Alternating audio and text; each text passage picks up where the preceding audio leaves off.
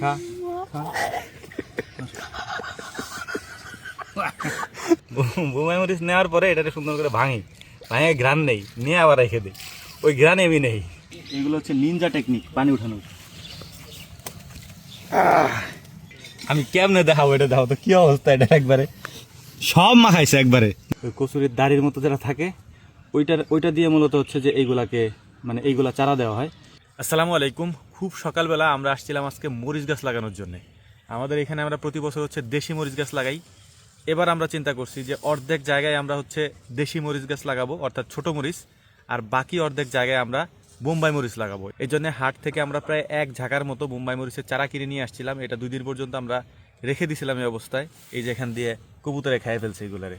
তো এখন যে পরিমাণ ঠান্ডা, এই ঠান্ডার মধ্যে আসলে এত সকালবেলা কাজ করাটা অসম্ভব একটা ব্যাপার। হ্যাঁ, হাত পা পুরো জৈমা আসে। আর আমাদের এই অঞ্চলগুলোতে ঠান্ডা অনেক বেশি পড়ে এবছর, বিশেষ করে 2 দিন আগে এখানে তাপমাত্রা ছিল 7 ডিগ্রি সেলসিয়াস, এখন হয়তো 11 ডিগ্রির মতো আছে আর কি। তো যাই হোক, এর মধ্যে আমাদের কাজ করতে হবে। এখানে সজীব মামা হচ্ছে ওই পাশে খড় নিচ্ছে গরুর জন্য, আর আমরা এই ঠান্ডার মধ্যেই এটা লাগাবো, কারণ রোদ যখন আস্তে আস্তে উঠবে তখন লাগাইলে এটা হেলে পড়বে আর কি। তো আমরা এখন লাগাই, পানি দিয়ে দেওয়ার চেষ্টা করবো ইনশাআল্লাহ। এই জায়গায় মূলত আমরা লাগিয়েছিলাম হচ্ছে পালন শাক এবং লাল শাক। তো ওইটা উঠানো হয়ে গেছে, আমাদের পালন শাক এবং লাল শাক আমরা এখান থেকে উঠাই নিয়ে গেছি। এরপর আমরা এই যেখানে কিছু মরিচের চারা লাগাইছিলাম, এখান দিয়ে সিরিয়াল মতো লাগাইছিলাম প্রতি বছরের মতো, কিন্তু কিছু শর্ট পড়ছে। তো কিছু আজকে লাগাবো এবং বাকিটাতে আমরা বোম্বাই মরিচ এখন লাগাই দেবো ইনশাআল্লাহ। যে সজীব মামা হচ্ছে এখানে গরুর জন্য খড় নিচ্ছে আর কি। এই কাঠির মাপে হচ্ছে আমরা ফাঁকা ফাঁকা লাগাইছিলাম, এই যে 1 লাঠি পরিমাণ। কিন্তু বোম্বাই মরিচটা আমরা লাগাবো আরও ফাঁকা ফাঁকা, কারণ বোম্বাই মরিচ গাছগুলো ছড়াই বেশি। কিন্তু এখন প্যান্ট আরও উঠাই নিতে হবে, মোজাও খুলতে হবে, কারণ এখানে একটু কাদা কাদা, ঠান্ডায় পুরো জমে যেতেছে একবারে। এদিকে কুয়াশায় তেমন একটা কিছু দেখা যাইতেছে না, সব একেবারে কুয়াশাচ্ছন্ন হয়ে গেছে আর কি সকালবেলা। বোম্বাই মরিচ একটু পরে লাগাই, এই যে আছে এই জায়গা, কাদার মধ্যে জুতা নিয়েও যাওয়া যায় না, খালি পায়ে গেলেও সমস্যা। তো বিসমিল্লাহ বলে লাগানো শুরু করি। ঠান্ডা মনে আস্তে আস্তে বাড়তেছে।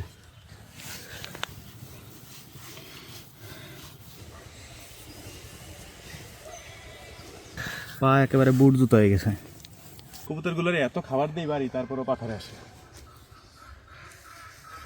মানে পাথরে খাবার না খেলেও মনে পেট ভরে না। বোম্বাই মরিচের ক্ষেত্রে বিশেষ করে হচ্ছে যে জায়গা একটু বেশি লাগে, কারণ ওই গাছগুলো ছড়ায় বেশি। হ্যাঁ, এই কারণে আমরা একটু বেশি জায়গা দিতেছি।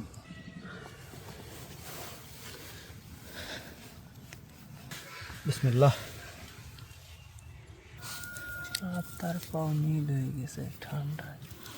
এটা বুসরা বলতেছে হচ্ছে এইটাকে, এই যে এটা হচ্ছে মূলত কচুরির, মানে কি বলে এটা, কচুরির যে জ্বর থাকে না, যেটা আমরা আগে ছোটোবেলা দাড়ি বলতাম আর কি।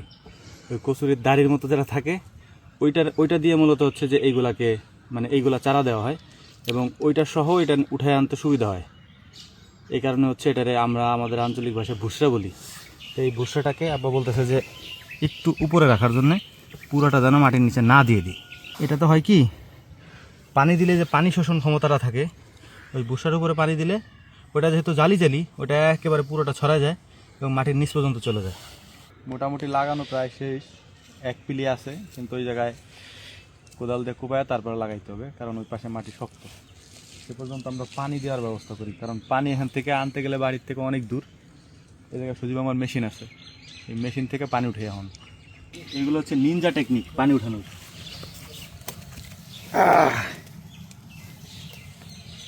আতরের গ্রাম তো একবারে ময়ময় হয়ে গেছে।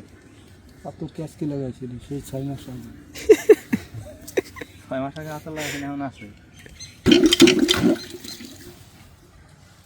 হাওয়া ধরে কেন, হাওয়া ধরে কেন? বালতি ধরেন, বালতি ধরেন, পাল্টে দিয়ে পানি।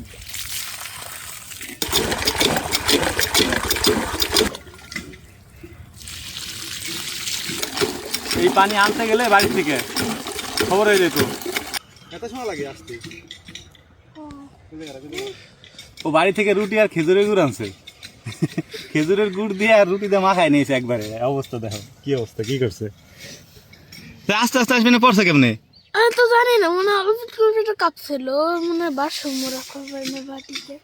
রুটি দেওয়ার গুড় দিয়ে একবার জামাই নিয়েছে।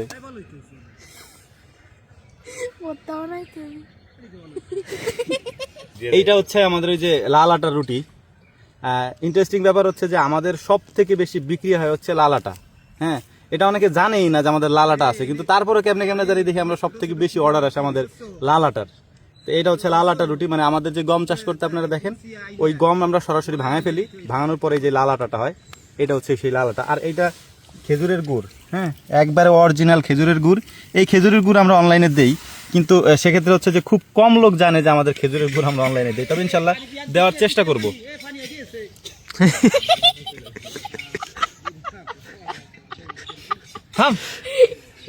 আমি কেমনে দেখাবো এটা, দেখাবো তো কি অবস্থা এটা, একবারে সব মাখাইছে একবারে। তো এখন মূল ব্যাপার হচ্ছে যে এই আটার রুটি এমনিতেই স্বাদ বেশি, কারণ যেহেতু এটার মধ্যে ফাইবার থাকে। ফাইবার বলতে হচ্ছে যে বাজারে যে সব আটা কিনতে পাওয়া যায় আর কি, ওই আটার মধ্যে যে উপরে খোসাটা থাকে ওই খোসা সরানো হয়। খোসা সরানোর পরে যে সাদা অংশটা থাকে ওই সাদা অংশটা দিয়ে আটা বানানো হয়। কিন্তু এই যে লাল আটার আটাগুলো আছে, এই লাল আটার থেকে ক্ষেত্রে সেই জিনিসটা হয় না। ওই খোসা সহ মানে ফাইবার সহই হচ্ছে আমরা আটা বানাই ফেলি। এটা আমি আপনাদেরকে দেখাইছি একটা ভিডিওতে হয়তো। ওই একটা ভিডিও থেকে আমাদের যে পরিমাণ অর্ডার আসে মানে সাদা লাল আটার, এটা আসলে মানে আমরা নিজেরাই অবাক হয়ে যাই যে আমরা তো ভিডিও টিডিও দিই না বা লাল আটার কথা তোমরা একটা বলিও না, কিন্তু তারপরে মানুষ এত লাল আটা আমাদের কাছ থেকে কেমনে অর্ডার করে। তো পরে মানে আমরা এই জিনিসটা বুঝি যারা একবার খায়, বিশেষ করে আমাদের রিপিটেড কাস্টমারই বেশি। তো যারা লাল আটা একবার নেয় আমাদের কাছ থেকে তারা প্রায় আমাদের কাছ থেকে অর্ডার করে, কারণ লাল আটার গুণগত মানও ভালো থাকে। আর আমরা যেভাবে দিই আলহামদুলিল্লাহ, যে প্রসেস করে দিই একেবারে ধুয়ে পরিষ্কার করে সব ধরনের ময়লা পরিষ্কার করে তারপর আমরা দেওয়ার চেষ্টা করি, সেক্ষেত্রে আমাদের লাল আটাটার চাহিদাও বেশি থাকে। এই যে মানে ও তো এখন কি বলবো, ও তো মাখাই নিয়ে এসে একবারে, নাহলে আমি সুন্দর করে দেখাইতে পারতাম রুটিগুলা। একটাও নাই, সব মাখাইছিস তুই। এই দেখ তুই একেবারে নিচ পর্যন্ত একটা রুটিও বাকি নাই, সব রুটিগুলোরে ও হচ্ছে গুড় দিয়ে মিশাই নিয়েছে একেবারে। এটা হচ্ছে একবারে তলের মানে নিচেরটা। হ্যাঁ, কেমনে দেখাবো আমি এটা। তবে খেজুরের গুড় যদি অরিজিনাল হয় সেক্ষেত্রে সেটার টেস্ট হবে অসাধারণ, যেটা এটা আমাদের এখানে আছে।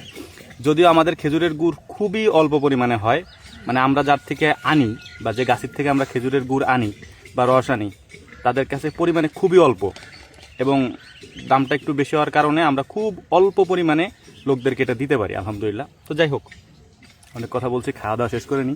আব্বা ওইদিকে পানি উঠানো তো ব্যস্ত আছে, আমরা এখানে খাইতেছি, ওই দিক দিয়ে পানি চলে গেছে মেশিনের। মিঠাই হচ্ছে আমাদের আঞ্চলিক শব্দ, মূলত গুড় এটার নাম, কিন্তু মিঠাই আমরা মানে আঞ্চলিক শব্দ, মানে আমরা গুড় বলি না, মিঠাই বলি।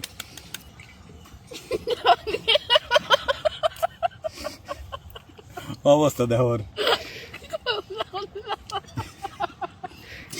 খাবি আর একটু দে। হ্যাঁ, এই যে আমার আছে।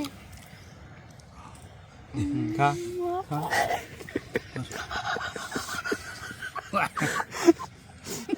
রুটি আনছিস, পানি নিস না, পানি নিস না। ও বাড়িতে খাবার আনছে, পানি আনে নাই।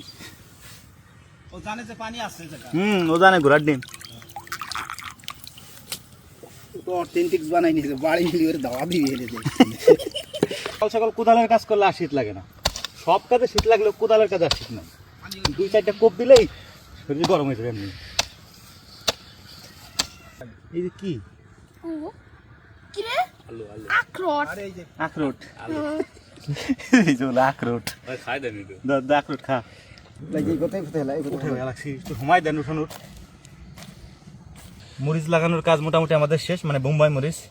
একটা ইন্টারেস্টিং ব্যাপার হচ্ছে কি, মরিচ আমি তেমন একটা খাই না। হ্যাঁ, খাই না বলতে তরকারিতে যে মরিচ দেয় ওটা তো খাই, কিন্তু কাঁচা মরিচ মানুষে খায় না, মানে কাঁচা খায় আর কি, এটা তেমন একটা খাই না। আর বোম্বাই মরিচ তো খাই না। বোম্বাই মরিচ আমি কী করি, বোম্বাই মরিচ নেওয়ার পরে এটাকে সুন্দর করে ভাঙি, ভাঙে ঘ্রাণ নেই, নিয়ে আবার রেখে দিই, ওই ঘ্রাণ এমনি নেই, খাওয়া আর কোনো সময় হয় না। শুকনা মরিচের ক্ষেত্রেও তাই, যদি মরিচ পুরায় অথবা হচ্ছে যে মরিচ যদি ভাজে, ওই ভাজা মরিচটা ভাঙি, ঘ্রাণ নেই, রেখে দিই, খাওয়া আমার হয় না। মানে ঝাল কম খাওয়ার কারণে মরিচ খাওয়া হয় না। মোটামুটি আমার পায়ে তো আছেই, হালকা জুতো হয়ে গেছে, আবার জুতায় ডাবল জুতা হয়েছে কি, লেয়ার হয়েছে। জুতার ভিতরে জুতা। লাগছে। আমিও পারতাম জুতা পরে করতে, বাট মাটি নরম থাকার কারণে আমি যেহেতু আব্বার থেকে একটু ভার বেশি, মানে একটু মোটা আর কি, যে কারণে আমার দ্বারা এটা সম্ভব হয় না। আমি যদি মাটিতে পাড়া দিই ডেবে যায়।